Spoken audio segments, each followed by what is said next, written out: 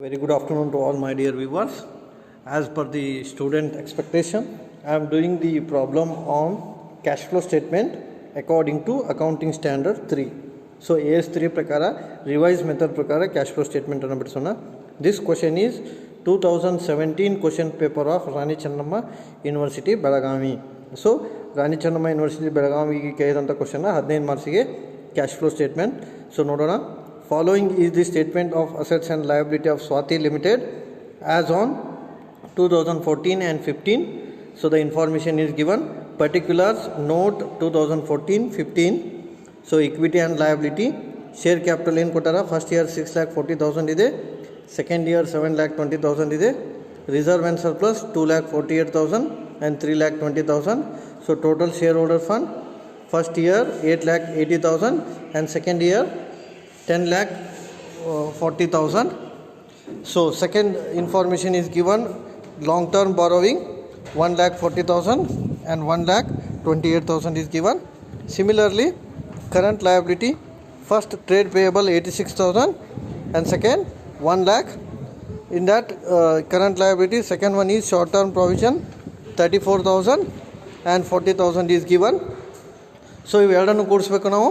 ಎರಡು ಕೂಡಿಸಿದಾಗ current liability ಎಷ್ಟು ಬರುತ್ತೆ ಅಂದ್ರೆ first year 1,20,000, second year 1,40,000. Similarly assets ಕೊಟ್ಟಾರೆ ನೋಡ್ರಿ.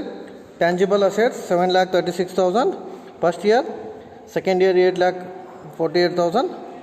Current assets first year 1,68,000 and second year 1,96,000. ಆಮೇಲೆ trade receivable 1,60,000 and 2 lakh. Cash equivalent 84,000 and 64,000. This is a very important point in cash flow statement. Cash in hand 84,000 and 64,000. So opening cash 84,000 ಇದೆ, closing cash 64,000 ಇದೆ. ಆಮೇಲೆ ಈ ಅಕೌಂಟ್ಸನ್ನು split ಮಾಡಿ ಕೊಟ್ಟಾರ ಅವರು. So share capital ಒಳಗೆ equity capital 4,40,000 5 lakh ಇದೆ. Preference capital 2 lakh ಮತ್ತು 2,20,000 ಇದೆ. ಆಮೇಲೆ ರಿಸರ್ವ್ ಆ್ಯಂಡ್ ಸರ್ಪ್ಲಸ್ ಒಳಗೆ ಸೆಕ್ಯೂರಿಟಿ ಪ್ರೀಮಿಯಮ್ 40,000 ಆ್ಯಂಡ್ 52,000 ಕೊಟ್ಟಾರ. ಆಮೇಲೆ profit and loss account 2,08,000 and 2,68,000 ಕೊಟ್ಟಾರ. ಡಿಬೆಂಚರ್ 1,40,000 ಆ್ಯಂಡ್ 1,28,000 ಕೊಟ್ಟಾರ. ಟ್ರೇಡ್ ಪೇಯಬಲ್ ಒಳಗೆ creditor 76,000 and 92,000. Bills payable 10,000 and 8,000. ಆಮೇಲೆ ಶಾರ್ಟ್ ಟರ್ಮ್ ಪ್ರೊವಿಷನ್ ಒಳಗೆ provision for tax 20,000 24,000.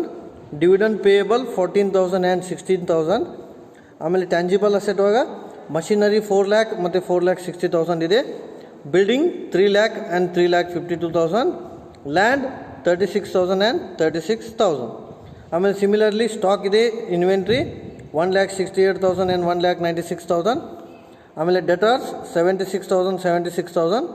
Bills receivable 84,000 and 1,24,000 and cash 84 and 64. So you are required to prepare cash flow statement as per the indirect method of accounting standard 3 ಅಂತ ನಾವಲ್ಲಿ ಕರಿತೀವಿ. So ಇಲ್ಲಿ ಎರಡು method ಬರ್ತಾವೆ, direct ಮತ್ತು indirect. So ನೀವು ಒಂದು ನೆನಪಿಟ್ಕೊರಿ, ಯಾವುದು ಅಂದರೆ ಅಕೌಂಟಿಂಗ್ ಸ್ಟ್ಯಾಂಡರ್ಡ್ 3 ಪ್ರಕಾರ ಬಿಡಿಸ್ಬೇಕು. Okay, so let us move to the answer. So this is the scheme of Rani Chennamma university which I am taken directly. Cash flow statement as per accounting standard 3. So what is the answer ನೋಡಿರಿ. First answer ಬರೀಬೇಕು, particulars ತೊಗೋಬೇಕು, amount total 3 column ಹಾಕಬೇಕು. So first heading ಏನು ಅಂದರೆ cash from operating activity. So total ಇಲ್ಲಿ 3 activity ಬರ್ತಾವೆ, ನೆನಪಿಟ್ಕೋಬೇಕು. First is cash from operating activity, second is cash from investing activity and the third one is cash from financing activity. So ಇವು ಮೂರನ್ನು ಕೂಡಿಸ್ಬೇಕು, ಕೂಡಿಸಿದಾಗ ನಮ್ಗೆ ರಿಸಲ್ಟ್ ಸಿಗ್ತದೆ. ಈಗ let us move to the first point, cash from operating activity. ಬರೀಬೇಕಾದ್ರೆ ಇಲ್ಲಿ rule ಇದೆ, ನಾವು ಎರಡು ರೀತಿ ತೊಗೋಬೋದು, ಕ್ಲೋಸಿಂಗ್ ಪ್ರಾಫಿಟ್ ಆಮೇಲೆ ಓಪನಿಂಗ್ ಪ್ರಾಫಿಟ್ ತೊಗೋಬೇಕು. ಆದರೆ ಇಲ್ಲಿ ನಾವು ಡೈರೆಕ್ಟಾಗಿ ಏನು ತೊಗೋಬೇಕ್ರಿ, net profit for current year ತೊಗೋಬೇಕು. ಸೊ ಇದನ್ನ ಎರಡು ರೀತಿ ಬಿಡಿಸ್ಬೋದು. ಫಸ್ಟ್ ಕ್ಲೋಸಿಂಗ್ ಪ್ರಾಫಿಟ್ ಬರ್ಕೊಂಡು ಓಪನಿಂಗ್ ಪ್ರಾಫಿಟನ್ನು ಲೆಸ್ ಮಾಡ್ಕೋಬೋದು, ಅದೊಂದು ಮೆಥಡ. ಅಥವಾ ನಾವು ಡೈರೆಕ್ಟಾಗಿ ನಾವು ಏನು ತೊಗೋಬೇಕ್ರಿ, net profit for current year ತೊಗೋಬೇಕು. ನೋಡಿರಿ, ಫಸ್ಟ್ ಇನ್ಫಾರ್ಮೇಷನ್ ಏನಂತ ತೊಗೋತೀವಿ, net profit for current year 60,000 ಅಂತ ಇದೆ. ಈ 60,000 ಹೆಂಗೆ ಬಂತು ಅಂದರೆ ಲೆಕ್ಕ ಒಳಗಿರ್ತೈತೆ ನೋಡೋಣ. Net profit for current year ಅಂದರೆ ನಾವು ರಿಸರ್ವ್ ಆ್ಯಂಡ್ ಸರ್ಪ್ಲಸ್ ತೊಗೋಬೇಕು. ರಿಸರ್ವ್ ಆ್ಯಂಡ್ ಸರ್ಪ್ಲಸ್ ತೊಗೊಂಡಾಗ ಇಲ್ಲಿ ನೋಡಿರಿ, ಓಪನಿಂಗ್ ಪ್ರಾಫಿಟ್ 2,08,000 ಇದೆ, ಕ್ಲೋಸಿಂಗ್ ಪ್ರಾಫಿಟ್ 2,60,000 68,000 ಇದೆ ಇಲ್ಲಿ ಐತೆ ನೋಡ್ರಿ opening profit 2,08,000 it is clear and closing profit 2,68,000 and how much is the difference that is 60,000 that is called as a net profit for the current year ಹಾಗಾಗಿ first ಏನು ಬರ್ಕೋಬೇಕು ಇಲ್ಲಿ net profit for the current year rupees 60,000 ಅಂದ್ರೆ 2,68,000 ಒಳಗೆ 2,08,000 ಹೋಯ್ತು ಅಂದ್ರೆ difference amount profit for the current year so ಮೊದಲು information ಇದನ್ನು ತೊಗೋಬೇಕು ಆಮೇಲೆ ಇದಕ್ಕೆ ಕೂಡಿಸ್ಬೇಕು ಏನಂತ ಕೂಡಿಸ್ಬೇಕಂದ್ರೆ ನಾನ್ ಕ್ಯಾಶ್ ಐಟಮ್ಸನ್ನು ಕೂಡಿಸ್ಬೇಕು ಅಥವಾ non operating expenses which are debited to profit and loss account ಅದಕ್ಕೆ ನಾನ್ ಕ್ಯಾಶ್ ಐಟಮ್ಸ್ ಅಂತ ಕರಿತೀವಿ ಸೊ ನಾನ್ ಕ್ಯಾಶ್ ಐಟಮ್ಸ್ ಅಂದ್ರೆ ಯೂಶ್ವಲಿ ಯಾವ್ದು ಇರ್ತಾವೆ ಅಂದ್ರೆ ಡಿವಿಡೆಂಡ್ ಪೇಡ್ ಇದ್ರೆ ತೊಗೋಬೇಕು ಆಮೇಲೆ ರಿಫಂಡ್ ಆಫ್ ಟ್ಯಾಕ್ಸ್ ಇದ್ರೆ ತೊಗೋಬೇಕು ಆಮೇಲೆ ರಿವ್ಯಾಲ್ಯೂಯೇಷನ್ ಆಫ್ ಅಸೆಟ್ ಇದ್ರೆ ಇವೆಲ್ಲನೂ ನಾವು ಏನಂತ ಕರಿತೀವಿ usually non operating expense for example provision ಅಂತ ಐತಿ ಪ್ರಾವಿಷನ್ ಫಾರ್ ಡೆಪ್ರಿಷಿಯೇಷನ್ ಇದ್ರೆ ತೊಗೋಬೇಕು ಪ್ರಾವಿಷನ್ ಫಾರ್ ಟ್ಯಾಕ್ಸನ್ನು ನಾವು ಕರೆಂಟ್ ಲಯಬಿಲಿಟಿ ಅಂತ ಟ್ರೀಟ್ ಮಾಡ್ತೀವಿ ಹಾಗಾಗಿ ಇಲ್ಲಿ ತೊಗೋಬಾರ್ದು ಓಕೆ ಪ್ರಾವಿಷನ್ ಫಾರ್ ಡೆಪ್ರಿಷಿಯೇಷನ್ ಇದ್ರೆ ತೊಗೋಬೇಕು ಆಮೇಲೆ ಎನಿ ಲಾಸ್ ಇದ್ರೆ ತೊಗೋಬೇಕು for example loss on sale of asset ಇದ್ರೆ ತೊಗೋಬೇಕು ಆಮೇಲೆ ರಿಟರ್ನ್ ಆಫ್ ಇದ್ರೆ ತೊಗೋಬೇಕು any good will return of patent return of ನೋಡಿರಿ ಕೀವರ್ಡ್ ನೆನ್ಪಿಟ್ಕೊಡ್ರಿ ಎನಿ ಲಾಸ್ ಇದ್ರೆ ತೊಗೋಬೇಕು for example loss on sale of asset ಅದು ಪ್ರಾಬ್ಲಮ್ನಲ್ಲಿ ಇಲ್ಲ ಎನಿ ಪ್ರಾವಿಷನ್ ತೊಗೋಬೇಕು for example provision for depreciation ಅದು ಕೂಡ ಪ್ರಾಬ್ಲಮ್ನಲ್ಲಿ ಇಲ್ಲ ಆಮೇಲೆ any return of goodwill patent copyright ಅದು ಕೂಡ ಪ್ರಾಬ್ಲಮ್ನಲ್ಲಿ ಇಲ್ಲ ಆಮೇಲೆ any amount which is transfer to general reserve ಅದನ್ನು ತೊಗೋಬೇಕು ಪ್ರಾಬ್ಲಮ್ನಲ್ಲಿ ಜನರಲ್ ರಿಸರ್ವ್ ಕೂಡ ಇಲ್ಲ ಹಾಗಾಗಿ ನಾನ್ ಕ್ಯಾಶ್ ಐಟಮ್ಸ್ ನಿಲ್ ಯಾವುದೂ ಇಲ್ಲ ಹಾಗಾಗಿ ಡ್ಯಾಶ್ ಅಂತ ಹೊಡೆದೇವೆ ನಾವಿಲ್ಲಿ ಆಮೇಲೆ ನಾನ್ ಆಪರೇಟಿಂಗ್ ಇನ್ಕಮ್ಸನ್ನು ಆ್ಯಡ್ ಮಾಡ್ಕೋಬೇಕು ಈಗ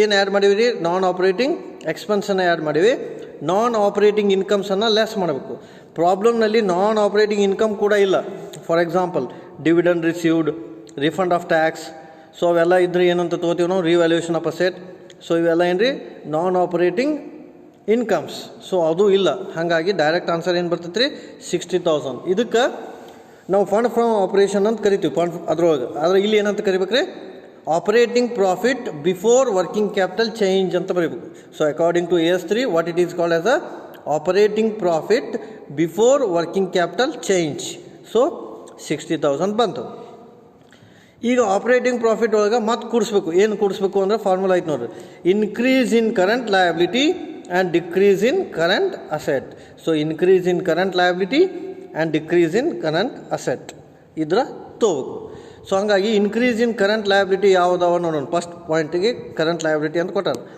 ನಾವು ಸೀದ ಕರೆಂಟ್ ಲಯಬಿಲಿಟಿ ಯಾವುದು ಇನ್ಕ್ರೀಸ್ ಆಗೈತೆ ಅದನ್ನು ನಾವು ತೊಗೋಬೇಕು ಇಲ್ಲಿ trade payable short term provision ಕೊಟ್ಟಾರ ಬಟ್ ಡಿಟೇಲ್ ನೋಡಬೇಕು ಇನ್ಕ್ರೀಸ್ ಇನ್ ಕರೆಂಟ್ ಲಯಬಿಲಿಟಿ ಯಾವುದಾಗೈತೆ ಅಂತ ಫಸ್ಟ್ ನೋಡಿರಿ ಕ್ರೆಡಿಟರ್ 76,000 ಇದ್ದದ್ದು 92,000 ಆಗೈತೆ ಅಂದ್ರೆ ಕ್ರೆಡಿಟರ್ ಬರ್ತೈತಿ ಇನ್ಕ್ರೀಸ್ ಐತಿ ಆಮೇಲೆ ಬಿಲ್ಸ್ ಪೇಯಬಲ್ ಡಿಕ್ರೀಸ್ ಆಗೈತಿ ಅದು ಬರೋಂಗಿಲ್ಲ ಓಕೆ ಪ್ರಾವಿಷನ್ ಫಾರ್ ಟ್ಯಾಕ್ಸ್ ಬರ್ತೈತೆ ನೋಡಿರಿ ಪ್ರಾವಿಷನ್ ಫಾರ್ ಟ್ಯಾಕ್ಸ್ 20,000 ಇದ್ದದ್ದು 24,000 ಆಗೈತೆ ಆಮೇಲೆ ಡಿವಿಡೆಂಡ್ ಪೇಯಬಲ್ ಬರೋಂಗಿಲ್ಲ ಯಾಕಂದ್ರೆ ಅದು ಡಿಕ್ರೀಸ್ ಆಗೈತೆ ಸೊ ಬರೋವು ಎರಡು ಒಂದು ಪ್ರಾವಿಷನ್ ಫಾರ್ ಟ್ಯಾಕ್ಸ್ ಇನ್ನೊಂದು ಕ್ರೆಡಿಟರ್ ಸೊ ಅದನ್ನು ನಾವು ಬರ್ಕೋಬೇಕು ನೋಡಿರಿ ಇಲ್ಲಿ ಆನ್ಸರ ಸೊ ಏನು ಬರ್ತೀವಿ ನಾವಿಲ್ಲಿ first is increase in creditor ಎಷ್ಟು ರೀ 16,000 ಯಾಕಂದ್ರೆ ಫಸ್ಟ್ ಇಯರ್ 76,000 ಇದೆ ಸೆಕೆಂಡ್ ಇಯರ್ 92,000 ಇದೆ ಹಾಗಾಗಿ ಇನ್ಕ್ರೀಸ್ ಇನ್ ಕ್ರೆಡಿಟರ್ 16,000 ಬರ್ಕೊಂಡಿವಿ ಅದೇ ರೀತಿ ಡಿವಿಡೆಂಡ್ ಪೇಯಬಲ್ ತೊಗೋಬೇಕು ಡಿವಿಡೆಂಡ್ ಪೇಯಬಲ್ ಓಪನಿಂಗ್ ಇಯರ್ 14,000 ಇದೆ ಕ್ಲೋಸಿಂಗ್ ಇಯರ್ 16,000 ಇದೆ ಸೊ ಹಾಗಾಗಿ ಡಿವಿಡೆಂಡ್ ಪೇಯಬಲ್ ಕೂಡ ಬರ್ತೈತಿ 2,000 ಅಂತ ನಾವಲ್ಲಿ ಕರಿತೀವಿ ಆಮೇಲೆ provision for tax so provision for tax ಕೂಡ ಬರುತ್ತಾ ಸೊ ಪ್ರಾವಿಷನ್ ಫಾರ್ ಟ್ಯಾಕ್ಸ್ ಎಷ್ಟೈತೆ ರೀ 20,000 24,000 ಹಾಗಾಗಿ 4,000 ಬಂತು ಸೊ ಇವೆಲ್ಲ ಏನು ರೀ ಕರೆಂಟ್ ಲಯಬಿಲಿಟಿ ಒಳಗೆ ಇನ್ಕ್ರೀಸ್ ಆಗಿದ್ದಾವೆ ಸೊ ಇವು ಮೂರು ಏನಾಗ್ಯಾವ ಇನ್ಕ್ರೀಸ್ ಆಗ್ಯಾವ ಯಾವ್ಯಾವ ಇನ್ಕ್ರೀಸ್ ಆಗ್ಯಾವ ರೀ ಕ್ರೆಡಿಟರ್ ಇನ್ಕ್ರೀಸ್ ಆಗೈತಿ ಡಿವಿಡೆಂಡ್ ಇನ್ಕ್ರೀಸ್ ಆಗೈತಿ ಟ್ಯಾಕ್ಸ್ ಇನ್ಕ್ರೀಸ್ ಆಗೈತಿ ಹಾಗಾಗಿ ಮೂರು ತೊಗೊಂಡಿವಿ ಮೂರು ಕೂಡಿಸಿದಾಗ ಇನ್ಕ್ರೀಸ್ ಇನ್ ಕರೆಂಟ್ ಲಯಬಿಲಿಟಿ ಎಷ್ಟು ಬರುತ್ತೆ ಅಂದ್ರೆ 22,000 ಬರ್ತೈತಿ ಸೊ ಈ 22,000 ಕರೆಂಟ್ ಲಯಬಿಲಿಟಿನ 60,000 ಜೊತೆ ಕೂಡಿಸ್ಬೇಕು ಅವಾಗ ಏನು ಬಂತಾರೆ ಆನ್ಸರ್ 82,000 ಬರ್ತೈತಿ ಸೊ ಈ 82,000 ಒಳಗೆ ನೆಕ್ಸ್ಟ್ ಏನು ಮಾಡಬೇಕು ಅಂದ್ರೆ decrease in current liability and increase in current asset decrease in current liability increase in current asset reverse ಮಾಡಬೇಕು ಓಕೆ ಸೊ ಈಗ ಯಾವ್ಯಾವ ಕರೆಂಟ್ ಲಯಬಿಲಿಟಿ ಕಮ್ಮಿ ಆಗ್ಯಾವ ಯಾವ್ಯಾವ ಕರೆಂಟ್ ಅಸೆಟ್ ಹೆಚ್ಚಾಗ್ಯಾವ ಅವ್ನು ನಾವು ತೊಗೋಬೇಕು ಫಸ್ಟ್ ಬಿಲ್ಸ್ ಪೇಯಬಲ್ ಕಮ್ಮಿ ಆಗೈತಿ ಪ್ರಾಬ್ಲಮ್ನಲ್ಲಿ ಇರುತ್ತೆ ನೋಡ್ರಿ ಫಸ್ಟ್ ಇಯರ್ 10,000 ಇದ್ದುದು 8,000 ಆಗೈತೆ, ಹಾಗಾಗಿ ಡಿಕ್ರೀಸ್ ಇನ್ ಬಿಲ್ಸ್ ಪೇಯಬಲ್ 2,000 ನಾವು ತೊಗೋಬೇಕು. ಅದೇ ರೀತಿ ಸ್ಟಾಕ್ ಏನಾಗೈತೆ ರೀ, ಸಾರಿ ಇದು ಏನಾಯಿತು, ಓನ್ಲಿ ಒನ್ ಕರೆಂಟ್ ಲಯಬಿಲಿಟಿ ಏನಾಗೈತಿ, ಡಿಕ್ರೀಸ್ ಆಗೈತಿ. ಕರೆಂಟ್ ಲಯಬಿಲಿಟಿ ಡಿಕ್ರೀಸ್ ಆಗೈತೆ, ಯಾವುದು 2,000 ತೊಗೊಂಡಿವಿ. ಅದೇ ರೀತಿ ಕರೆಂಟ್ ಅಸೆಟ್ ಯಾವ ಹೆಚ್ಚಾಗೈತೆ ಅಂದ್ರೆ ಸ್ಟಾಕ್ ಹೆಚ್ಚಾಗೈತೆ ನೋಡಿ. ಸ್ಟಾಕ್ 1,68,000 ಇದ್ದು 1,96,000 ಆಗಿದೆ, ಹಾಗಾಗಿ 28,000 ಸ್ಟಾಕನ್ನು ನಾವು ತೊಗೊಂಡಿವಿ. ಅದೇ ರೀತಿ ಬಿಲ್ಸ್ ರಿಸೀವಬಲ್ ಹೆಚ್ಚಾಗಿದೆ, 84,000 ಇದ್ದು 1,24,000, ಹಾಗಾಗಿ ಬಿಲ್ಸ್ ಪೇಯಬಲ್ನ ಕೂಡ ನಾವು ತೊಗೋಬೇಕು 40,000. ಸೊ ಟೋಟಲ್ ಇವು ಮೂರು ಕೂಡಿಸ್ಬೇಕು. ಯಾವ್ಯಾವ ಮೂರು ಕೂಡಿಸ್ಬೇಕು ರೀ, ಒಂದು ಕರೆಂಟ್ ಲಯಬಿಲಿಟಿ ಡಿಕ್ರೀಸ್ ಆಗಿದೆ 2,000, ಆಮೇಲೆ ಸ್ಟಾಕ್ ಇನ್ಕ್ರೀಸ್ ಆಗಿದ್ದು 28,000, ಬಿಲ್ಸ್ ರಿಸೀವಬಲ್ ಇನ್ಕ್ರೀಸ್ ಆಗಿದ್ದು 40,000. ಸೊ ಮೂರು ಕೂಡಿಸಿದಾಗ ಎಷ್ಟು ಬಂತು, 70,000 ಈಸ್ ಯುವರ್ ಆನ್ಸರ್. ಆಮೇಲೆ ಇಲ್ಲಿ ಲಾಸ್ಟ್ ಏನು ಬರ್ತೈತಿ ಅಂದ್ರೆ ನಮ್ಮದು ಕ್ಯಾಶ್ ಫ್ರಾಮ್ ಆಪ್ರೇಟಿಂಗ್ ಆ್ಯಕ್ಟಿವಿಟಿ ಬರ್ತೈತಿ. ಸೊ ನೋಡಿ ಕ್ಯಾಶ್ ಫ್ರಾಮ್ ಆಪ್ರೇಟಿಂಗ್ ಆ್ಯಕ್ಟಿವಿಟಿ ಎಷ್ಟು ಬಂತಂದ್ರೆ ಈ 82,000 ಒಳಗೆ 70,000 ಹೋದ್ರೆ ಎಷ್ಟು ಬಂತು ರೀ, 12,000. This is the cash from operation ಅಂತ. ಸೊ ಈ 12,000 ಬರಬೇಕಂದ್ರೆ ಏನೇನು ಸ್ಟೆಪ್ ಮಾಡಿವೆ ಅನ್ನೋದು ಬ್ರೀಫ್ ಆಗೈತೆ ನೋಡಿ. First net profit for current year ತೊಗೋಬೇಕು. Net profit for current year ಒಳಗೆ ಏನನ್ನು ಕೂಡಿಸ್ಬೇಕು ರೀ, ನಾನ್ ಆಪ್ರೇಟಿಂಗ್ ಎಕ್ಸ್ಪೆನ್ಸಸ್ಸನ್ನು ಕೂಡಿಸ್ಬೇಕು. ಏನನ್ನು ಕಳಿಬೇಕು ರೀ, ನಾನ್ ಆಪ್ರೇಟಿಂಗ್ ಇನ್ಕಮನ್ನು ಲೆಸ್ ಮಾಡಬೇಕು. ಮತ್ತು ಏನು ಕೂಡಿಸ್ಬೇಕು ಅಂದ್ರೆ increase in current liability and decrease in current asset ಕೂಡಿಸ್ಬೇಕು. ಆಮೇಲೆ reverse decrease in current liability and increase in current ಅಸೆಟನ್ನು ಅಡಿಷನ್ ಮಾಡಬೇಕು. ಸೊ ಅವಾಗ ಏನು ಸಿಗ್ತೈತೆ ನಿಮ್ಗೆ, cash from operating activity. But ಒಂದು ವೇಳೆ ಪ್ರಾಬ್ಲಮ್ನಲ್ಲಿ ಇನ್ಕಮ್ ಟ್ಯಾಕ್ಸ್ ಕೊಟ್ಟಿದ್ದು ಅಂತ ಕೊಟ್ಟು ಟ್ಯಾಕ್ಸ್ ಪೇಡ್ ಅಂತ ಇತ್ತು. ಸೊ ಆವಾಗ ಇಲ್ಲಿ ಟ್ಯಾಕ್ಸ್ ಪೇಡನ್ನು ಏನು ಮಾಡ್ಬೇಕು ರೀ, ಡಿಡಕ್ಟ್ ಮಾಡಬೇಕು. ಸೊ ಟ್ಯಾಕ್ಸ್ ಪೇಡನ್ನು ಡಿಡಕ್ಟ್ ಮಾಡಬೇಕು. ಆವಾಗ ಏನು ಸಿಗ್ತೈತೆ ನಮ್ಗೆ, ಕ್ಯಾಶ್ ಫ್ರಾಮ್ ಆಪರೇಟಿಂಗ್ ಆ್ಯಕ್ಟಿವಿಟಿ ಸಿಗ್ತೈತಿ. ಸೊ ಈ ಪ್ರಾಬ್ಲಮ್ನಲ್ಲಿ ಇನ್ಕಮ್ ಟ್ಯಾಕ್ಸ್ ಇರದೇ ಇರೋದರಿಂದ ಇದನ್ನು ನಾವೇನಂತ ತೊಗೋತೀವಿ, ಕ್ಯಾಶ್ ಫ್ರಾಮ್ ಆಪರೇಟಿಂಗ್ ಆ್ಯಕ್ಟಿವಿಟಿ ಅಂತ ತೊಗೋತೀವಿ. ಒಂದು ವೇಳೆ ಇನ್ಕಮ್ ಟ್ಯಾಕ್ಸ್ ಇತ್ತು ಅಂದರೆ ಇಲ್ಲಿ ಏನಂತ ಬರೀಬೇಕು ರೀ, ಕ್ಯಾಶ್ ಜನರೇಟೆಡ್ ಫ್ರಾಮ್ ಆ್ಯಕ್ಟಿವಿಟಿ ಅಂತ ಬರೋದು, ಲೆಸ್ ಏನು ಮಾಡ್ಬೇಕು ರೀ, ಇನ್ಕಮ್ ಟ್ಯಾಕ್ಸ್ ಮಾಡಬೇಕು. ಸೊ ಪ್ರಾಬ್ಲಮ್ನಲ್ಲಿ ಇಲ್ಲ, ಹಾಗಾಗಿ ಬಿಟ್ಬಿಡ್ಬೇಕು. ಇದು ಕ್ಯಾಶ್ ಫ್ರಾಮ್ ಆಪರೇಟಿಂಗ್ ಆ್ಯಕ್ಟಿವಿಟಿ ಬಂತು 12,000. ಆಮೇಲೆ second case from investing activity. It is very easy. Investing ಅಂದರೆ ಎಲ್ಲಿ ಹೂಡಿಕೆ ಮಾಡಿವಿ ಅಂತ. ಇಲ್ಲಿ ಎರಡು ಆಪ್ಷನ್ ಬರ್ತಾವೆ, ಎರಡು ನೆನಪಿಟ್ಕೋರಿ. ಒಂದು either purchase of a asset or sale of asset. Investment ಮಾಡಬೇಕಾದ್ರೆ ಎರಡೇ ಮುಖ್ಯವಾದಂಥ point, either purchase of asset or sale of asset. Purchase of asset ಇತ್ತಂದ್ರೆ ಮೈನಸ್ ಆಗಿರುತ್ತೆ, ಸೇಲ್ ಆಫ್ ಅಸೆಟ್ ಇತ್ತಂದ್ರೆ ಪ್ಲಸ್ ಆಗಿರುತ್ತೆ. ಇಲ್ಲಿ ನೋಡಿರಿ, ಪರ್ಚೇಸ್ ಆಫ್ ಮಷಿನರಿ 60,000 ಬಂದೈತಿ. ಇದು 60,000 ಹೆಂಗೆ ಬಂತು ಅನ್ನೋದು ಭಾಳ ಮುಖ್ಯ. ಇಲ್ಲಿ ಓಪನಿಂಗ್ ಮಷಿನರಿ 4 lakh ಆ್ಯಂಡ್ 4,60,000 ಕೊಟ್ಟಾರೆ. ಈಗ ಕ್ವಶನ್ ನೋಡೋಣ, ಕ್ವಶನ್ ಮುಖಾಂತರ ನಮ್ಗೆ ಅರ್ಥ ಆಗುತ್ತೆ. So how much is machinery that we have to understand here. ನೋಡ್ರಿ ಇಲ್ಲಿ ಮಷಿನರಿ ನೋಡ್ರಿ, ಇಲ್ಲಿ ಫಿಕ್ಸ್ ಅಸೆಟ್ ಆಯ್ತು ನೋಡಿರಿ. ಮಷಿನರಿ ಫಸ್ಟ್ ಇಯರ್ 4 lakh ಇದೆ, ಸೆಕೆಂಡ್ ಇಯರ್ 4,60,000 ಇದೆ. ಸೊ ಈ ಮಷಿನರಿ ಅಕೌಂಟ್ ಹಾಕಬೇಕು, ಲೇಜರ್ ಅಕೌಂಟ. ಈ ಮಷಿನರಿ ಅಕೌಂಟ್ ಒಳಗೆ ಓಪನಿಂಗ್ ಬ್ಯಾಲೆನ್ಸ್ 4 lakh ತೊಗೊಂಡಿವಿ, ಆಮೇಲೆ ಕ್ಲೋಸಿಂಗ್ ಬ್ಯಾಲೆನ್ಸ್ 4,60,000 ತೊಗೊಂಡಿವಿ.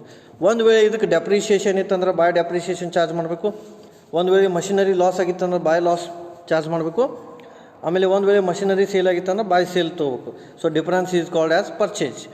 ಸೊ ಹಾಗಾಗಿ ಇಲ್ಲಿ ಏನೂ ಇಲ್ಲ, ಡೈರೆಕ್ಟಾಗಿ ಪರ್ಚೇಸ್ ತೊಗೊಂಡಿವಿ ನಾವು. ಮಷಿನರಿ 4 lakh 4,60,000 ಅಂದರೆ difference amount is called as a purchase of a machinery is how much, 4 lakh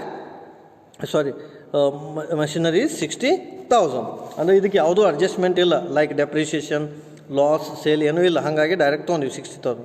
ಆಮೇಲೆ ಪರ್ಚೇಸ್ ಆಫ್ ಬಿಲ್ಡಿಂಗ್ ಇದು ಕೂಡ ಸೇಮ್ ಇದೆ. Opening purchase of building 3 lakh ಇದೆ, ಕ್ಲೋಸಿಂಗ್ ಪರ್ಚೇಸ್ ಆಫ್ ಬಿಲ್ಡಿಂಗ್ 3,52,000 ಇದೆ. ಹಾಗಾಗಿ ಡಿಫ್ರೆನ್ಸ್ ಏನು ತೊಗೋಬೇಕು ರೀ, 52,000 is a purchase of building. ನೋಡಿರಿ ಅದು ಕೂಡ ಐತಲ್ಲಿ ಏನೈತೆ ನೋಡಿರಿ, purchase of building we have to understand. ನೋಡಿರಿ ಇಲ್ಲಿ ಐತಿ 3 lakh is purchase of building and 3,52,000 is second year purchase of building. ಅಂದರೆ ಡಿಫ್ರೆನ್ಸ್ ಏನಾಯಿತು, 52,000 ಪರ್ಚೇಸ್ ಆಯಿತು. ನೋಡಿ ಇಲ್ಲಿ 60,000 ಬಿಲ್ಡಿಂಗ್ ಮಷಿನರಿ ಪರ್ಚೇಸ್ ಆಗೈತೆ, 60,000 ಮಷಿನರಿ ಪರ್ಚೇಸ್ ಆಗೈತೆ, 52,000 ಬಿಲ್ಡಿಂಗ್ ಪರ್ಚೇಸ್ ಆಗೈತೆ. ಮೂರನೇದು ಒಂದು ಐತೆ ಲ್ಯಾಂಡ್, ಅದು ಇದನ್ನು ಅಕೌಂಟ್ ಹಾಕೋ ಅವಶ್ಯಕತೆ ಇಲ್ಲ, ಯಾಕಂದರೆ 2 ವರ್ಷ ಸೇಮ್ ಐತಿ. 36,000 ಅಂದರೆ ಪರ್ಚೇಸ್ ಆಗಿಲ್ಲ, ಹಾಗಾಗಿ ಅಕೌಂಟ್ಸ್ ಬರೋಂಗಿಲ್ಲ. So let us move to the answer. ಇಲ್ಲಿ ನೋಡ್ರಿ ಏನು ಮಾಡಿದ್ವಿ ಈಗ, ಮೊದಲೇದು ಪರ್ಚೇಸ್ ಆಫ್ ಮಷಿನರಿ 60,000 ಬಂದಿದೆ, ಆಮೇಲೆ ಎರಡನೇದು ಪರ್ಚೇಸ್ ಆಫ್ ಬಿಲ್ಡಿಂಗ್ 52,000 ಬಂದಿದೆ. ಇವು ಎರಡೂ ಮೈನಸ್ ಒಳಗಿರ್ತಾವೆ, ಪರ್ಚೇಸ್ ಮಾಡಿದ್ರೆ ರೊಕ್ಕ ಹೋಗಿರುತ್ತೆ, ಹಾಗಾಗಿ ಕ್ಯಾಶ ಮೈನಸ್ ಒಳಗಿರ್ತದೆ. 1,12,000 ಬರ್ದೇವು ನಾವು. ಎರಡು ಕೂಡಿಸಿದಾಗ cash from investing activities -1,12,000 minus ಒಳಗೆ ಬರ್ದೇವಿ. ಸೇಲ್ ಯಾವುದೂ ಮಾಡಿಲ್ಲ, ಹಾಗಾಗಿ ಅದನ್ನು ಬಿಟ್ಬಿಡೋಣ. ಇನ್ವೆಸ್ಟಿಂಗ್ ಆ್ಯಕ್ಟಿವಿಟಿ ಮುಗೀತು. And last one cash from financing activity ಅಂತ ಕರಿತೀವಿ ನಾವು. So cash from financing activity ಬರಬೇಕಂದ್ರೆ ಎಲ್ಲಿಂದ ಕ್ಯಾಶ್ ಜನ್ರೇಟ್ ಆಗೈತಿ ಅಂತ ನಾವು ನೆನಪಿಟ್ಕೋಬೇಕು. ಫಸ್ಟ್ ಒನ್ ಇಲ್ಲಿ ಏನು ಕೊಟ್ಟಾರೆ ನೋಡ್ರಿ, ಇಶ್ಯೂ ಆಫ್ ಇಕ್ವಿಟಿ ಶೇರ್ ಅಂತ. ಇಕ್ವಿಟಿ ಶೇರ್ ಮಾರಾಟ ಮಾಡೋದ್ರ ಮುಖಾಂತರ ಕ್ಯಾಶ್ ಜನ್ರೇಟ್ ಆಗೈತಿ ಅಂತ. ಸೊ ಅಕೌಂಟ್ ಮುಖಾಂತರ ನೋಡೋಣ, ಈಸಿಯಾಗಿ ತಿಳಿಯತ್ತ. ಸೊ ಇಲ್ಲಿ ನೋಡಿರಿ, first issue of equity share ಅಂತ ಕೊಟ್ಟಾರಲ್ಲಿ. ಇಲ್ಲಿ ನೋಡೋಣ, ಇಕ್ವಿಟಿ ಶೇರ್ ಕ್ಯಾಪಿಟಲ್ ಮೊದಲೇದು 4,40,000 ಇದೆ, ಎರಡನೇದು 5 lakh ಇದೆ. ನೋಡಿ, ಎರಡನೇ ವರ್ಷ, ಮೊದಲೇ ವರ್ಷ 4,40,000 ಇದೆ, ಎರಡನೇ ವರ್ಷ 5 lakh ಇದೆ. ಅಂದರೆ ಡಿಫ್ರೆನ್ಸ್ ಏನಾಯಿತು ಅಂದರೆ ಇಶ್ಯೂ ಆಫ್ ಇಕ್ವಿಟಿ ಶೇರ್ ಮೊದಲೇ ವರ್ಷ ಕಮ್ಮಿ ಇರಬೇಕು, ಎರಡನೇ ವರ್ಷ ಹೆಚ್ಚಿರಬೇಕು. ಅಂದಾಗ ಏನಾಗುತ್ತೆ, ಅದು ಇಶ್ಯೂ ಆಗುತ್ತೆ ಅಂತ ಹೇಳ್ಬೋದು ನಾವು. ಸೊ ಹಾಗಾಗಿ issue of equity share is ₹60,000. ಯಾಕಂದರೆ ಮೊದಲೇ ವರ್ಷ 4,40,000 ಇದೆ, ಎರಡನೇ ವರ್ಷ 5 lakh ಇದೆ. ಇದು ಇಶ್ಯೂ ಆಫ್ ಇಕ್ವಿಟಿ ಶೇರ್ ಅಂದರೆ ಶೇರ್ನಿಂದ ರೊಕ್ಕ ಬಂದೈತಿ. ನೋಡಿ, ಎರಡನೇದು ಏನು ಕೊಟ್ಟಾರ ಅವರು, ಸೆಕ್ಯೂರಿಟಿ ಪ್ರೀಮಿಯಮ್ನಿಂದನೂ ರೊಕ್ಕ ಬಂದೈತಿ ಅಂತ ಕೊಟ್ಟಾರ ಅವರು. 40,000 ಮತ್ತು 52,000 ಮಾಡಿದಾಗ 12,000 ಸೆಕ್ಯೂರಿಟಿ ಪ್ರೀಮಿಯಮ್ ಮೂಲಕ ರೊಕ್ಕ ಬಂದಿದೆ ಅಂತ. ಸೊ ಅದನ್ನು ಚೆಕ್ ಮಾಡೋಣ, ಪ್ರಾಬ್ಲಮ್ನಲ್ಲಿ ಇರುತ್ತೆ ಅದು security premium. Okay, so security premium ಅಂದರೆ ನೋಟ್ ನಂಬರ್ 2 ಒಳಗಿದೆ. ಇಲ್ಲಿ ರಿಸರ್ವ್ ಆ್ಯಂಡ್ ಸರ್ಪ್ಲಸ್ ಒಳಗೆ ಫಸ್ಟ್ ಇಯರ್ 40,000 ಇದೆ, ಸೆಕೆಂಡ್ ಇಯರ್ ಏನೈತೆ 52,000 ಇದೆ. ಅಂದರೆ ಡಿಫ್ರೆನ್ಸ್ ಏನಾಯ್ತು ರೀ, is called as a issue amount of ₹12,000. ಅಂದರೆ ಪ್ರೀಮಿಯಮ್ ಮುಖಾಂತರ ನಮ್ಗೆ ಹಣ ಬಂದಿದೆ ಅಂತ ಇಂಡಿಕೇಟ್ ಆಗ್ತಿತ್ತು. ಸೊ ಪ್ರೀಮಿಯಮ್ ಮುಖಾಂತರ ಏನಾಯ್ತು ರೀ, ಸೆಕ್ಯೂರಿಟಿ ಪ್ರೀಮಿಯಮ್ ಮುಖಾಂತರ ರೊಕ್ಕ ಬಂದಿದೆ 12,000, ಅದನ್ನು ಬರ್ದೇವೆ ನಾವು. ಆಮೇಲೆ ಪ್ರಿಫರೆನ್ಸ್ ಶೇರ್ ಕ್ಯಾಪಿಟಲ್ ಮೂಲಕ ಕೂಡ ರೊಕ್ಕ ಬಂದಿದೆ 20,000, ಅದನ್ನು ಕೂಡ ಚೆಕ್ ಮಾಡೋಣ. ಆಯ್ತದು ಪ್ರಿಫರೆನ್ಸ್ ಶೇರ್ ಕ್ಯಾಪಿಟಲ್ ಇಲ್ಲೈತೆ ನೋಡಿರಿ, ಎರಡನೇದು 2 lakh ಮತ್ತು 2,20,000. ಅಂದರೆ ಡಿಫ್ರೆನ್ಸ್ ಏನಾಯಿತು, 20,000 is called as a issue of preference share. So ಮೂರು ಕೂಡಿಸ್ಬೇಕು, 92,000 ಆಗುತ್ತೆ. ಅಂದರೆ ಯಾವ್ಯಾವ ಮೂಲದಿಂದ ರೊಕ್ಕ ಬಂದೈತೆ ರೀ, ಶೇರ್ನಿಂದ 60,000 ಬಂದಿದೆ, ಪ್ರೀಮಿಯಮ್ನಿಂದ 12,000 ಬಂದಿದೆ, ಪ್ರಿಫರೆನ್ಸ್ ಕ್ಯಾಪಿಟಲ್ನಿಂದ 20,000 ಬಂದಿದೆ. ಸೊ ಮೂರು ಕೂಡಿಸಿದಾಗ 92,000 ಆಯಿತು. 92,000 is from plus cash inflow ಅಂತ ಕರೀತು. ಫೈನಾನ್ಸಿಂಗ್ ಆ್ಯಕ್ಟಿವಿಟಿ ಬಿಡಿಸುವಾಗ cash inflow minus cash outflow ಮಾಡಬೇಕು. ಈಗ ಬಂದಿರೋದು ಕ್ಯಾಶ್ ಇನ್ಫ್ಲೋ. ಈಗ ನಂತರ ಕ್ಯಾಶ್ ಔಟ್ಫ್ಲೋ ಮಾಡಬೇಕು. ಕ್ಯಾಶ್ ಔಟ್ಫ್ಲೋ ಮಾಡಬೇಕಾದ್ರೆ ಇಲ್ಲಿ ನೋಡಿ, ಭಾಳ ಇಂಪಾರ್ಟೆಂಟ್ ನೆನಪಿಟ್ಕೋಬೇಕಾ, ಏನು ರೊಕ್ಕ ಹೋಗೈತಿ ಅನ್ನೋದು ಭಾಳ ಮುಖ್ಯ. ರಿಡಮ್ಷನ್ ಆಫ್ ಡಿಬೆಂಚರ್ 12,000 ಅಂತ ಕೊಟ್ಟಾರೆ. ಸೊ ಡಿಬೆಂಚರನ್ನು ಲೋನನ್ನು ವಾಪಸ್ ಮಾಡೀವಿ ಅನ್ನಂಗೆ. ನೋಡಿರಿ ಕ್ವಶನ್ ನೋಡೋಣ, ಯಾವ ರೀತಿ ವಾಪಸ್ ಮಾಡಿರ್ತಾರಂದ್ರೆ, ಡಿಬೆಂಚರ್ ನೋಡಿ, ಲಾಂಗ್ ಟರ್ಮ್ ಬಾರೋವಿಂಗ್ ಐತಿ. ಇಲ್ಲಿ ಮೊದಲೇ ವರ್ಷ 1,40,000 ಇದೆ, ಎರಡನೇ ವರ್ಷ 1,28,000 ಇದೆ. ಅಂದ್ರೆ ಫಸ್ಟ್ ಇಯರ್ ಹೆಚ್ಚಿದೆ, ಸೆಕೆಂಡ್ ಇಯರ್ ಕಮ್ಮಿ ಐತಿ. ಇದರ ಅರ್ಥ ಏನು ರೀ, ಸೆಕೆಂಡ್ ಇಯರ್ ಲೋನನ್ನು ಕಂಪ್ನಿದವರು ರೀಪೇಮೆಂಟ್ ಮಾಡ್ಯಾರ ಅಂತ. ಸೊ ಹಾಗಾಗಿ 12,000 ಏನಾಯಿತು, ರೀಪೇಮೆಂಟ್. ಒಂದು ವೇಳೆ ರಿವರ್ಸ್ ಇತ್ತು ತಿಳ್ಕೊರಿ, ಇಲ್ಲೇ 1,28,000 ಇದ್ದು, ಇಲ್ಲೇ 1,40,000 ಇತ್ತು ಅಂದ್ರೆ ಇಶ್ಯೂ ಮಾಡಿರ್ತಾರೆ, ಅಂದ್ರೆ ರೊಕ್ಕ ಬಂದಿರ್ತೈತೆ ಅದು ಡಿಬೆಂಚರ್ನಿಂದ. ಈಗ ರೊಕ್ಕ ಹೋಗಿರ್ತೈತೆ, ನಾವು ಲೋನ್ ರೀಪೇಮೆಂಟ್ ಮಾಡೀವಿ ಅಂದ. ಹಾಗಾಗಿ ಸೊ ಏನಂತ ಬರೀಬೇಕ್ರಿ, we have to understand that redemption of debenture is 12,000. Okay, ಆಮೇಲೆ ಇದೇನಾಯಿತು, ಯೂಶ್ವಲಿ ಕೂಡಿಸಿದ್ವಿ ನಾವು. ಓಕೆ, 92,000 ಒಳಗೆ 12,000 ಹೋಯಿತು ಅಂದರೆ ಏನಾಯ್ತು, 80,000 is to be paid as a cash from financing activity ಅಂತ ನಾವಲ್ಲಿ ಕರಿತೀವಿ. ಸೊ ಕ್ಯಾಶ್ ಫ್ರಮ್ ಫೈನಾನ್ಸಿಂಗ್ ಆ್ಯಕ್ಟಿವಿಟಿನ ನಾವು ಕನ್ಸಿಡರ್ ಮಾಡಬೇಕು. So cash from financing activity ನೋಡಿ, ಇಲ್ಲಿ ಡಿವಿಡೆಂಡ್ ಪೇಡ್ ಮತ್ತೆ ವಾಪಸ್ ತೊಗೊಳಂಗಿಲ್ಲ. ಯಾಕಂದರೆ ಬ್ಯಾಲೆನ್ಸ್ ಶೀಟ್ ಒಳಗೆ ಅಷ್ಟೇ ಕೊಟ್ಟಾರ, ಅಡಿಷ್ನಲ್ ಇನ್ಫಾರ್ಮೇಷನ್ ಒಳಗೆ ಕೊಟ್ಟಿಲ್ಲ. ಹಾಗಾಗಿ ಡಿವಿಡೆಂಡ್ ಪೇಡನ್ನು ಇಲ್ಲೆಷ್ಟು ತೊಗೊಂಡಿವಿ ನಾವು, dividend paid is treated as a current liability, no further treatment is given. ಒಂದು ವೇಳೆ ಅಡಿಷ್ನಲ್ ಇನ್ಫಾರ್ಮೇಷನ್ ಇತ್ತು ಅಂದರೆ 2 ಟ್ರೀಟ್ಮೆಂಟ್ ಬರ್ತಿದ್ದು. ಸೊ ಈ ಪ್ರಾಬ್ಲಮ್ನಲ್ಲಿ ಒಂದೇ ಇರೋದ್ರಿಂದ ಮತ್ತೆ ಬರೋಂಗಿಲ್ಲ ಅದು. Okay, so cash from financing activity 80,000 ಬಂತು. ಸೊ ಟೋಟಲ್ 3 ಬಂದು, ಒಂದೇದು ಕ್ಯಾಶ್ ಫ್ರಮ್ ಆಪ್ರೇಟಿಂಗ್ ಆ್ಯಕ್ಟಿವಿಟಿ 82,000, ಎರಡನೇದು ಕ್ಯಾಶ್ ಫ್ರಮ್ ಫೈನಾನ್ಸಿಂಗ್ ಆ್ಯಕ್ಟಿವಿಟಿ -1,12,000, ಮೂರನೇದು ಕ್ಯಾಶ್ ಫ್ರಮ್ ಇನ್ವೆಸ್ಟಿಂಗ್ ಆ್ಯಕ್ಟಿವಿಟಿ -1,12,000, ಮೂರನೇದು ಕ್ಯಾಶ್ ಫ್ರಮ್ ಫೈನಾನ್ಸಿಂಗ್ ಆ್ಯಕ್ಟಿವಿಟಿ 80,000. ಈಗ ಮೂರನ್ನು ಕೂಡಿಸ್ಬೇಕು ಅಂದರೆ ನೋಡಿರಿ, 82,000 ಪ್ಲಸ್ ಐತಿ, ಕ್ಯಾಶ್ ಫ್ರಮ್ ಆಪ್ರೇಟಿಂಗ್ ಆ್ಯಕ್ಟಿವಿಟಿ 82,000 ಆಯಿತು, ಮೈನಸ್ 1,12,000 ಈಸ್ ಇನ್ವೆಸ್ಟಿಂಗ್ ಆ್ಯಕ್ಟಿವಿಟಿ. ನೋಡಿ, ಇದು ಪ್ಲಸ್ ಐತಿ, ಇದು ಮೈನಸ್ ಆಯಿತು. ಮತ್ತು ಮೈನಸ್ ಏನೈತೆ ರೀ, 80,000. ಮತ್ತು ಮೈನಸ್ ಏನೈತೆ ರೀ, 80,000 ಅಂದ್ರೆ ಪ್ಲಸ್ ಒಳಗೆ ಐತದ. ಓಕೆ, ಇವೆರಡು ಪ್ಲಸ್ ಅದಾವ, 80,000 ಆ್ಯಂಡ್ 82,000. ಇದೊಂದು ಏನೈತೆ ರೀ, ಮೈನಸ್ ಐತಿ. ಓಕೆ, ಸೊ ಮೈನಸ್ ಮಾಡಿದಾಗ ನಮ್ಗೇನು ರಿಸಲ್ಟ್ ಸಿಗುತ್ತೆ ಅಂದ್ರೆ, what we are suppose to get is ₹20,000 is the answer. ಅಂದರೆ net cash from activity 20,000. So ಈ 20,000 ಮಾಡ್ಬೇಕಂದ್ರೆ ಇವು ಎರಡು ಪ್ಲಸ್ಸನ್ನು ಕೂಡಿಸಿ ಇದೊಂದು ಮೈನಸ್ ಮಾಡಬೇಕು. ಸೊ 82,000 ಪ್ಲಸ್ 82,000 1 ಲ್ಯಾಕ್ ಏನಾಗುತ್ತೆ ರೀ ನಮ್ಗೆ usually net decrease in cash. Okay, so decrease in cash ಬರುತ್ತದು. ಸೊ ಡಿಕ್ರೀಸ್ ಇನ್ ಕ್ಯಾಶ್ ಬಂದಾಗ ಸಾರಿ ನೋಡಿರಿ ಇಲ್ಲಿ ಆ್ಯಕ್ಚುಲಿ ಏನು ಹೆಂಗೆ ಡಿಕ್ರೀಸ್ ಆಗುತ್ತೆ ನೋಡಿರಿ 20,000 ಡಿಕ್ರೀಸ್ ಅಂತ ಕೊಟ್ಟಾರ ಅವರು. ಸೊ ಡಿಕ್ರೀಸ್ ಆಗಬೇಕಂದ್ರೆ ಇಲ್ಲಿ ನೋಡಿರಿ ಕ್ಯಾಶ್ ಫ್ರಾಮ್ ಆಪರೇಟಿಂಗ್ ಆ್ಯಕ್ಟಿವಿಟಿ 12,000 ಬಂದಿದೆ. ಸಾರಿ ನಾ 82,000 ಅಂತೆ, ಇಲ್ಲಿ ಐತೆ ನೋಡಿರಿ ಆನ್ಸರ. ಕ್ಯಾಶ್ ಫ್ರಾಮ್ ಆಪರೇಟಿಂಗ್ ಆ್ಯಕ್ಟಿವಿಟಿ 12,000 ಅಂದ್ರೆ ಪ್ಲಸ್ 12,000 ಇದೆ. ಆಮೇಲೆ cash from financing activity minus 1,12,000 ಅಂದರೆ ಇಲ್ಲಿ ಏನಾಯ್ತು ರೀ ಇದು ಮೈನಸ್ 1,12,000 ಅಂದ್ರೆ ಆನ್ಸರ ಮೈನಸ್ 1 ಲ್ಯಾಕ್ ಆಯ್ತು. ಈಗ ಉಳಿದಿರೋ ಹಣ ಮೈನಸ್ 1 ಲ್ಯಾಕ್ ಆಯಿತು. ಸೊ ಮೈನಸ್ 1 ಲ್ಯಾಕ್ ಒಳಗೆ cash from financing activity plus 80,000 ತೆಗಿಬೇಕು. ಸೊ ಪ್ಲಸ್ 80,000 ತೆಗೆದ್ರೆ ಅಂದ್ರೆ ಆನ್ಸರ್ ಏನು ಬಂತು ರೀ minus 20,000. This is the decrease in cash. ನೋಡಿರಿ ಏನೇನೈತಿ ಇನ್ನೊಂದು ಸಲ ಹೇಳ್ತೀನಿ ಇಲ್ಲಿ simple thing. Cash from operating activity 12,000 ಇದೆ, plus cash from investing activity minus 1,12,000 ಇದೆ, cash from financing activity plus 80,000 ಇದೆ. ನೋಡಿರಿ 80,000 ಪ್ಲಸ್ 12,000 92,000 ಆಯಿತು. ಇದು ಮೈನಸ್ 1,12,000. ಸೊ ಮೈನಸ್ 1,12,000 ಒಳಗೆ ಪ್ಲಸ್ 92,000 ಹೋದರೆ ಎಷ್ಟು ಹೋಯಿತು ಅಂದ್ರೆ ಪ್ಲಸ್ ಮೈನಸ್ 20,000 ಹೋಯಿತು. ಹಾಗಾಗಿ ಅದು ನೆಟ್ ಡಿಕ್ರೀಸ್ ಅಂತ ಬರ್ತೀವಿ ನಾವು. ನೆಟ್ ಡಿಕ್ರೀಸ್ ಎಷ್ಟಾಯಿತು ಮೈನಸ್ 20,000. ಈಗ last information cash and cash balance at the beginning ಬರೀಬೇಕು 84,000. ಅದು ಕ್ವಶನ್ ಒಳಗೆ ಕೊಟ್ಟಿರ್ತಾನೆ. Cash and cash balance at the beginning is how much 84,000 ನೋಡಿ ಐತಿಲ್ಲ. ಆಮೇಲೆ ಈ ಕ್ಲೋಸಿಂಗ್ ಕ್ಯಾಶ್ ಬರೀಬೇಕು ಲಾಸ್ಟಿಗೆ 64,000. ಆದರೆ ಬರೀಬೇಕಾದಾಗ ಆನ್ಸರ್ ಮ್ಯಾಚ್ ಆಗ್ಬೇಕು. ಅದಕ್ಕೆ ಲಾಸ್ಟ್ ಏನು ಮೈನಸ್ ಬಂದಿರ್ತೈತಿಲ್ಲ ಆ ಉತ್ತರವನ್ನು ಓಪನಿಂಗ್ ಕ್ಯಾಶ್ ಜೊತೆ ಮ್ಯಾಚ್ ಮಾಡಿದಾಗ ಕ್ಲೋಸಿಂಗ್ ಕ್ಯಾಶಿಗೆ ಸಮಾನವಾಗಿ ಆನ್ಸರ್ ಬರಬೇಕದು. ನೋಡೋಣ ಐತಿಲ್ಲ ಅಂತಾರೆ. ಸೊ ದ್ಯಾಟ್ ನೋಡಿರಿ ಇಲ್ಲಿ ಏನೈತಿ 84,000 ಓಪನಿಂಗ್ ಕ್ಯಾಶ್ ಬಂದಿದೆ. ನಮ್ಮ ಹತ್ರ ಓದಿರೋದೇನು ಮೈನಸ್ 20,000. ಸೊ 84,000 ಒಳಗೆ ಮೈನಸ್ 20,000 ಹೋದ್ರೆ ಎಷ್ಟು ಬರಬೇಕ್ರಿ ಆನ್ಸರ 64,000. ಅಷ್ಟೇ ಏನು ಕೊಟ್ಟಾರ ಪ್ರಾಬ್ಲಮ್ ಒಳಗೆ ಕ್ಲೋಸಿಂಗ್ ಕ್ಯಾಶ್ ಕೊಟ್ಟಾರ. ಸೊ ಹಂಗಾಗಿ 64,000 is your cash at the end. So this is the problem of 2017 question paper. ನೋಡಿ ಇದು ಸಿಂಪಲ್ ಅಂದ್ರೆ ಭಾಳ ನಾಲೆಜಬಲ್ ಕ್ವಶನ್ ಇದೆ. ಸೊ ತೊಗೊಳ್ಳುವಾಗ ಕರೆಕ್ಟಾಗಿ ತೊಗೋಬೇಕು. First cash from operating activity ಒಳಗೆ ಏನು ಮಾಡಬೇಕು ಅಂದ್ರೆ net profit for current year ತೊಗೋಬೇಕು. ಅದಕ್ಕೆ ನಾನ್ ಆಪರೇಟಿಂಗ್ ಎಕ್ಸ್ಪೆನ್ಸನ್ನು ಕೂಡಿಸ್ಬೇಕು. ನಾನ್ ಆಪರೇಟಿಂಗ್ ಇನ್ಕಮನ್ನು ಮೈನಸ್ ಮಾಡಬೇಕು. ಅವಾಗ ಏನು ಸಿಗ್ತೈತೆ ನಮ್ಗೆ operating profit before working capital change ಸಿಗುತ್ತೆ. ಅವಾಗ ಲೆಸ್ ಏನು ಮಾಡಬೇಕು ಅಂದ್ರೆ decrease in current liability increase in current liability and decrease in current asset ಮಾಡಬೇಕು. ಆಮೇಲೆ ಲೆಸ್ ಏನು ಮಾಡಬೇಕು ಅಂದ್ರೆ decrease in current liability and increase in current asset ಮಾಡಬೇಕು.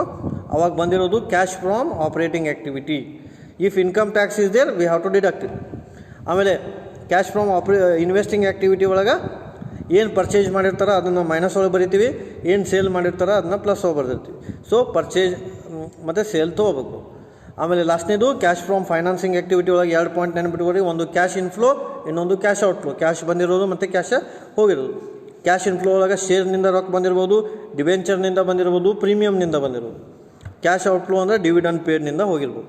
ಸೊ ಲಾಸ್ಟಿಗೆ ಏನು ಬರೆದಿರ್ತೀರಿ ಓಪನಿಂಗ್ ಕ್ಯಾಶ್ ಮತ್ತು ಕ್ಲೋಸಿಂಗ್ ಕ್ಯಾಶ್ ಎರಡೂ ಮ್ಯಾಚ್ ಆಗಬೇಕು. So this is the cash flow statement problem of 2017 question paper.